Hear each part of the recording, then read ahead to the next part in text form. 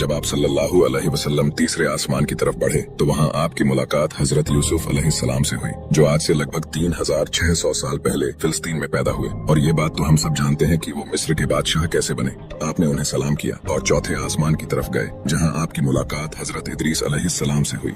हजरत इदरीस अलैहिस्सलाम दुनिया के तीसरे नबी माने जाते हैं और सबसे पहले जिहाद के खिलाफ हथियार हजरत इदरीस अलैहिस्सलाम ने उठाया था। आपने इन्हें सलाम किया और पांचवे आसमान की तरफ बढ़े, जहाँ उनकी मुलाकात हजरत हारून अलैहिस्सलाम से हुई। जब हजरत मूसा अलैहिस्सलाम पैगंबर बने तो उन्होंने अल्लाह से दुआ की उनके भाई को भी अल्लाह पैगंबर बना दे। हजरत मूसा अलैहिस्सलाम ने हजरत हारून अलैहिस्सलाम को इसलिए पैगंबर नहीं बनाया कि वो उनके भाई थे, बल्कि इसलिए पैगंबर बनाया क्योंकि वो बनी इसराइल में सबसे ज्यादा इल्म रखने वाले इंसान थे।